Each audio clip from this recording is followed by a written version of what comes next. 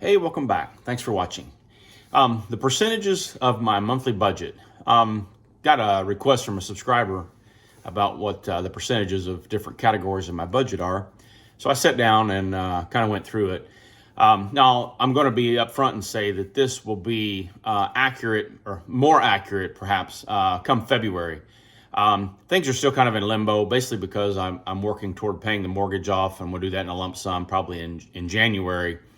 And so basically my budget is kind of going to be settled down and probably more accurate come February.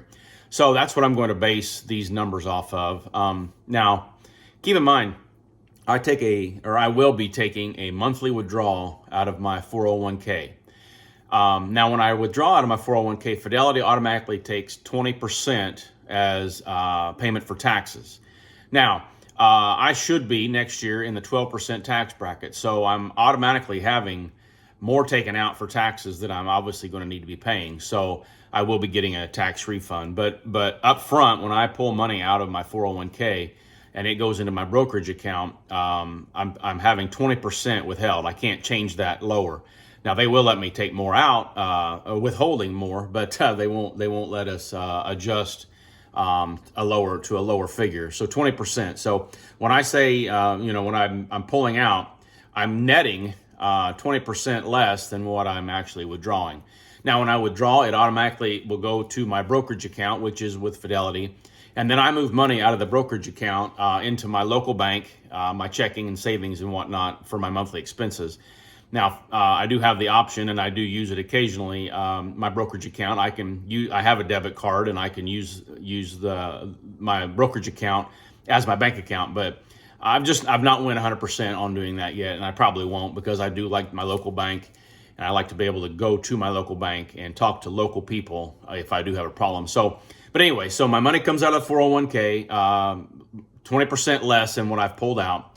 And then from there, I divvy up my monthly expenses. So I'm going to go in order, and I've rounded these off. Obviously, I'm not going to be 100% detailed, but you'll get the gist of it. So from what I net each month from my withdrawal, I've got 20% of my monthly income, or my monthly withdrawal, goes to food and household expenses.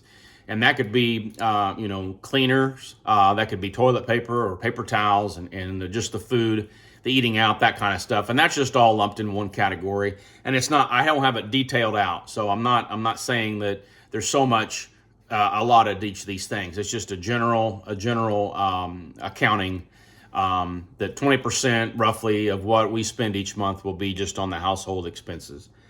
I also have 20% earmarked for just miscellaneous stuff, just stuff that comes up or stuff that we want to buy.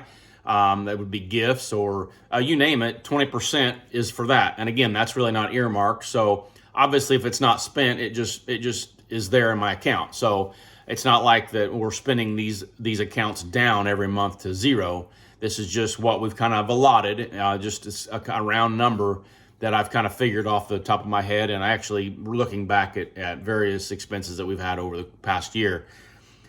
13% is my utilities. That would be my gas, my electric, my trash, internet, the phones, that type of stuff. 13% of my monthly budget goes towards that. 12% of my monthly budget goes to giving. So we give to our church, and I give to a couple other organizations that we use. And so 12% of my monthly goes to the giving. 10% of my monthly budget is for my property taxes. In Illinois, we do have high property taxes. I could move, but that's not what we want to do right now. And that's not something that's even in our thought processes. Now, when we get to be 65, 70, 75 years old, we may move. I'm not ruling that out. But as of now, as I record this in November of 2024, we have no plans of moving. And so the property taxes is going to be with us. Now, in Illinois, I think it's at 65 years old, I think your property taxes are frozen, or something with the property taxes, with a senior exemption. But I'm not 100% sure about all that. But anyway, so 10% of my monthly budget roughly is my property taxes. And then for my car and home insurance, which also includes an umbrella policy and includes the coverage for my golf cart, that's 9% of my monthly total. Now, I have thought about going and shopping my insurance. Honestly, I probably should, And to be quite frank with you, I never have. I've always been 100% satisfied with my insurance company, and I've had my insurance company since I turned 16 and began to drive. And I've had the same agent for some 20 years, or maybe even more than that. So it's really difficult for me because I'm loyal, and it's really difficult for me to step out and go shop my insurance. But I know I need to. And I think maybe this winter, that's going to be a project that I do, is to go shop my insurance just so I can go back and say, hey, this is what I can get somewhere else. But I really don't want to move.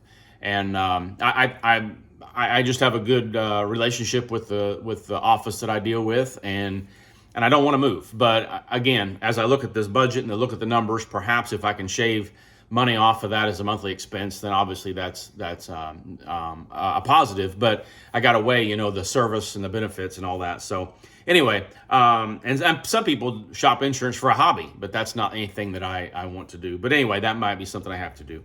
My health insurance and what we set aside each month for our HSA or for our copays, that type of things, that is about 8% of my monthly budget. My health insurance cost. Now, again, as I've said earlier, because of my years of service and because of my age, I am considered, even though I'm a retiree, I have the same exact coverage and the same price as an active employee at my company. So my health insurance, my dental, my vision, and all that insurance is exactly the same as it was when I was working, because of my age of service, or my years of service and my age. So I do have a benefit there. And then I have also 8% set back for car expenses, gasoline, maintenance on the car, if to kind of hold some back for maintenance or license plate, registration fees, that type of thing. So 8% of that is earmarked, or my 8% of my monthly is earmarked for that. Now, again, I'm not spending these accounts down to zero. I'm not setting aside, say, $1,000 in this account, and then when it's zero, I don't spend anymore. That's not how I'm doing my budget. Because the miscellaneous and the food, it's going to vary from month to month. But just as a general guide, that's kind of how I've got it set up. So anyway, I think all those add to 100%. I rounded everything up, and I think I added everything up, and it was at 100. So anyway, you can go back and check my math if you want, but that's how I've got it. That's my monthly budget. And this has been a work in progress. I've said before, when I first began the process of planning retirement, and then toward the end, when I really decided, the budget was something I really worked on.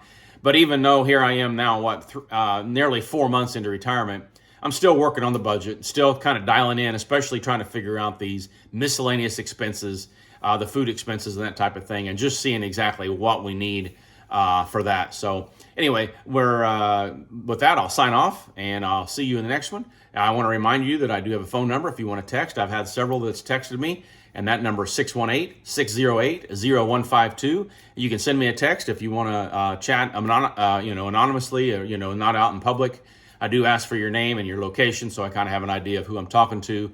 But that being said, you can reach out to me there, as some have, and I've gotten a couple of ideas for videos from those text messages. So anyway, with that, I'll close. I'll say God bless, and I'll see you in the next one. Thanks a lot.